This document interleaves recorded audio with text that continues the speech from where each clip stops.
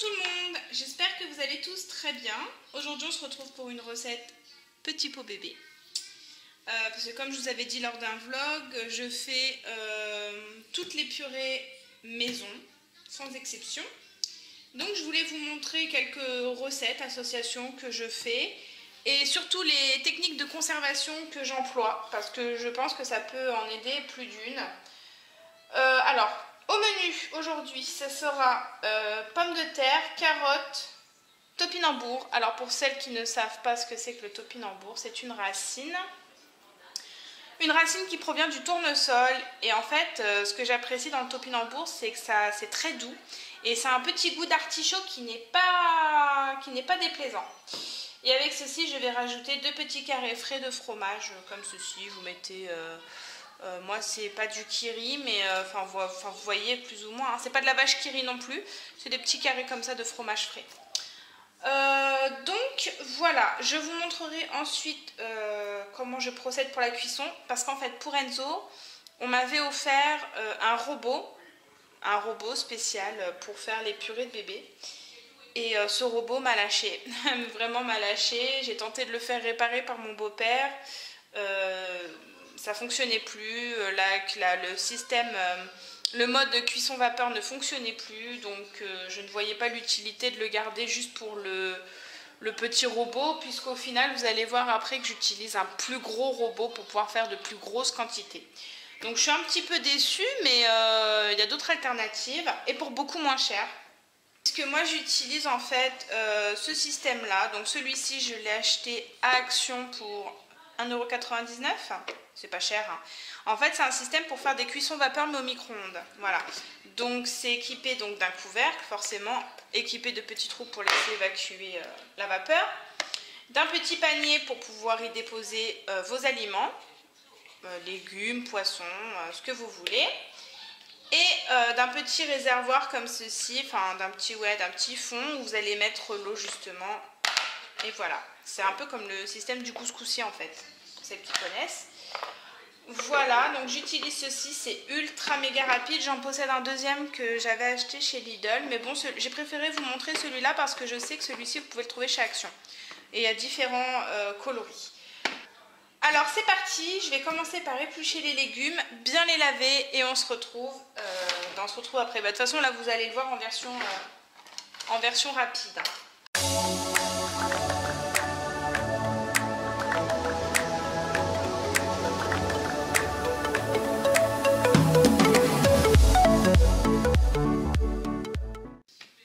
Après avoir épluché les légumes et les avoir surtout bien lavés, on va procéder on va les couper. Donc on va couper les légumes et on va venir les placer directement dans le petit panier. Alors, pour les couper, vous les coupez à l'arrache, il n'y a pas besoin d'avoir... De toute façon, ils vont être réduits en purée, j'ai envie de vous dire.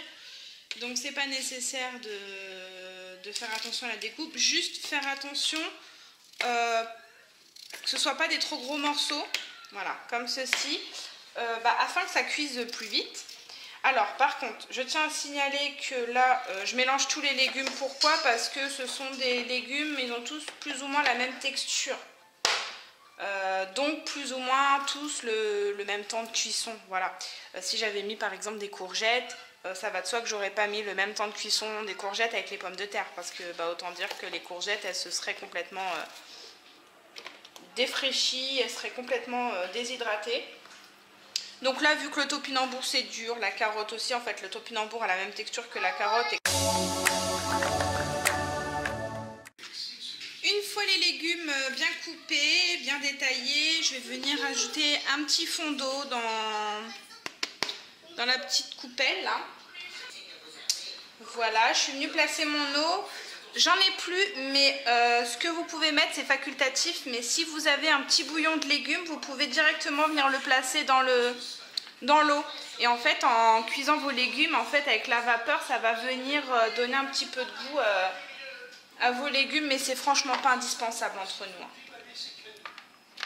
Hop.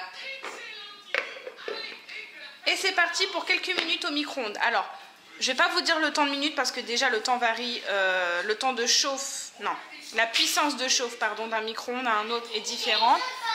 Moi je mets toujours à peu près, moi je mets toujours au minimum 5 minutes. Au bout de 5 minutes je contrôle, je pique à l'aide d'un couteau. Si ça manque un peu de cuisson, je réajuste et voilà. C'est parti. Alors, 9 minutes plus tard, parce que du coup j'ai regardé le temps pour vous donner une idée. 9 minutes plus tard, c'est cuit, j'ai déjà vérifié, donc faites attention à ne pas vous brûler lorsque vous retirez le couvercle avec toute la vapeur. Vous plantez le couteau et là vous voyez, il n'y a pas de résistance. Hop, tout est cuit, vous vérifiez bien. Hop, le topinambour c'est pareil, les pommes de terre c'est pareil. Donc on va mixer tout ça. Alors, pour mixer, tout simple, voilà, je prends le traditionnel gros robot ménager. Celui-ci c'est un Silvercrest, je l'avais acheté chez Lidl, il est très bien. Donc je vais venir mettre tous mes légumes dedans.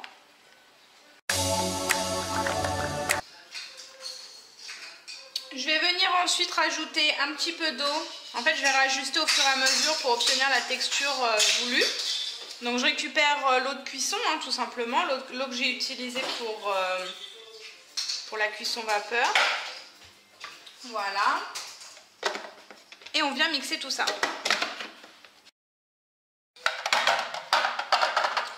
La texture est encore trop granuleuse à mon goût, donc je vais tout simplement revenir rajouter de l'eau. Hop! Et à l'aide d'une cuillère, je vais déjà venir commencer un peu à mélanger parce que des fois il reste des morceaux. Voilà. Et les morceaux, il faut bien les mettre dans le fond. Et c'est reparti. À ce moment-là que je vais venir rajouter mes petits carrés frais. Voilà. Et pour apporter la matière grasse, parce qu'il en faut, hein, mine de rien, je vais venir rajouter juste un filet d'huile d'olive. Voilà. Pas plus. C'est déjà suffisant. Pas de sel, pas de poivre, ils sont encore trop petits. En revanche, faut que j'en rachète, mais ce que j'aime beaucoup mettre dans les purées pour bébé, c'est du curcuma. Parce qu'en fait, le curcuma n'a pas de goût en particulier, mais a tellement de vertus et tellement apporte tellement de bonnes choses que si vous avez du curcuma, mettez-en un petit peu, ça va faire du bien bébé.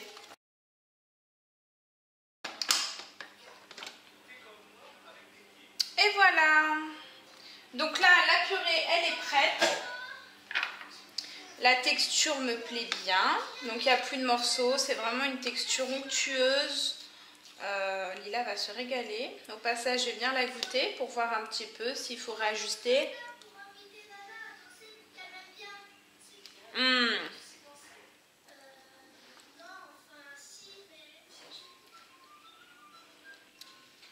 C'est délicieux. Franchement, elle va se régaler. Et puis on sent bien le petit goût... on sent bien le petit goût du topinambour, le petit goût d'avocat. Pour la conservation, bon déjà j'ai préparé un petit sac de congélation avec inscrit dessus.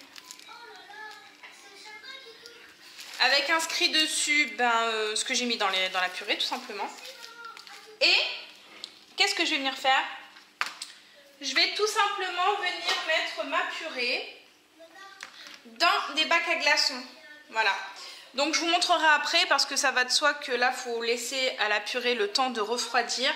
Une fois la purée bien refroidie, je vais venir remplir mes bacs à glaçons, les foutre au congèle et ensuite je vais venir les détailler, je vais venir les retirer, hein, puis ça me fera plein de petits glaçons de purée. L'avantage c'est que vous pouvez les sortir au fur et à mesure, vous pouvez doser la quantité et quand vous faites plusieurs recettes différentes, vous pouvez mixer les recettes ensemble. Donc ça peut être franchement sympa et ça peut diversifier le goût. Voilà, donc je vous reviens beaucoup plus tard, la purée ayant bien refroidi, hop, je viens tout simplement la mettre dans mes petits bacs à glaçons.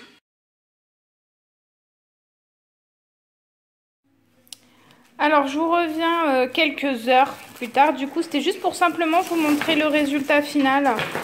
Voilà. Donc, une fois les purées bien congelées, je les retire du bac à glaçons. Prenez des bacs à glaçons en silicone. C'est les souples, c'est plus facile à démouler.